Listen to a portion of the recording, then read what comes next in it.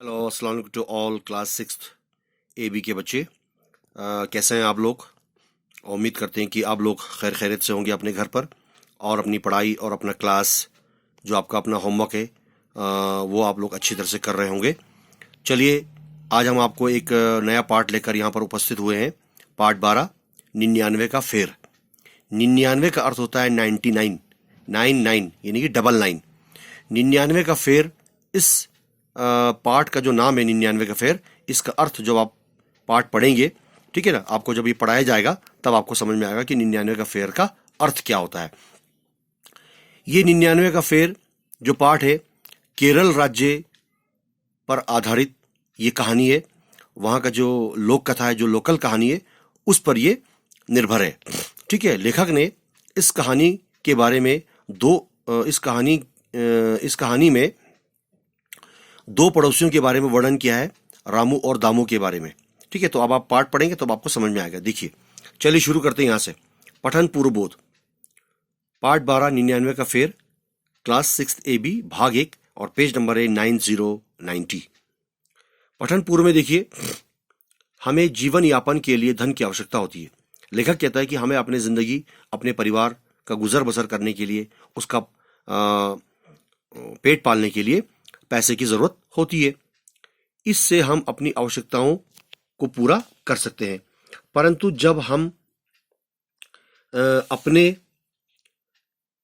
इन तमाम जीवन में श्रम जुटाने, पूरी जिंदगी जो है, पूरे लाइफ में मेहनत करके या धन के लालच में हम इन चीज़ों को खर्च कर देते हैं, तो हमारा जीवन एक बोझ बन जाता है। हम अपना स्वाभाविक जीवन नहीं जी पाते। आगे देखिए भावबोध, यानी इसमें क्या अर्थ छुपा हुआ है।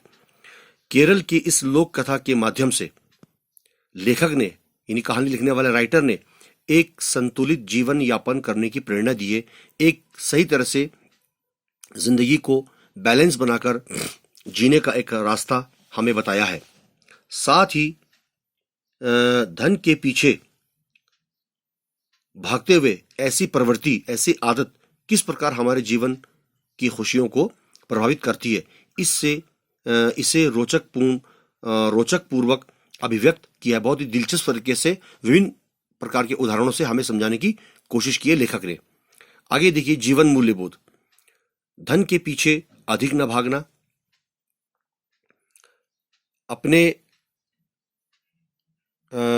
अपनी खुशियों की कीमत पर धन बचाने की प्रवृत्ति से दूर रहना, अत्यधिक कंजूसी न करना, ठीक है ना, और फिजूल खर्ची न करना।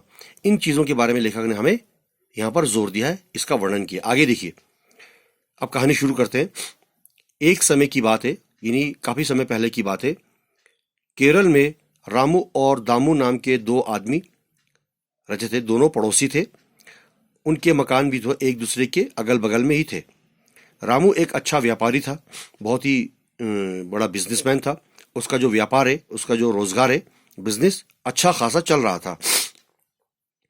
दामू जो उसका पड़ोसी था, वो बहुत गरीब था, मेहनत मजदूरी करके अपने परिवार का गुजर बसर किया करता था।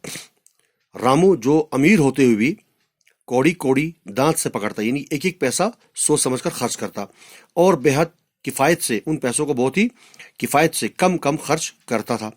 खाने पीने की चीजों में भी मियाँ बीवी दोनों ही एक तरकारी, एक सब्जी या दाल से काम चला लेते और मुश्किल से कभी किसी को अपने घर पर खाने को बुलाते थे।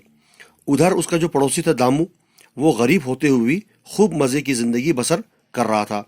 वो और उसकी बीवी जो कुछ कमाते दिन भर, वो सारा का सारा खर्च कर डालते, अच्छा पहनते और अच्छा ही खाते और साथ साथ अपने दोस्तों और रिश्तेदारों को अक्सर अपने घर पर खाने पर, दावत पर बुलाते और रात के समय खड़ताड़ या तालियां, नाच गाना बजा बजा कर तरह तरह की गीत गाते रहते और अपनी जिंदगी जो है, जीवन जो अच्छा वो जी रहे थे। रामू की बीवी का नाम था शोभा।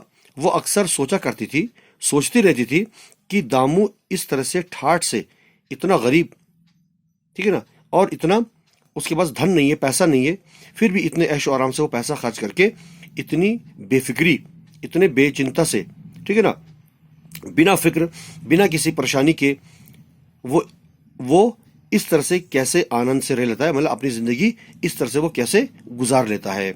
तो ये है हमारा भाग 1 99 का फेयर, पेज नंबर 9090 तक। यहाँ तक मैंने पढ़ाया, इससे आगे का जो भाग है हम आपको कल पढ़ाएंगे।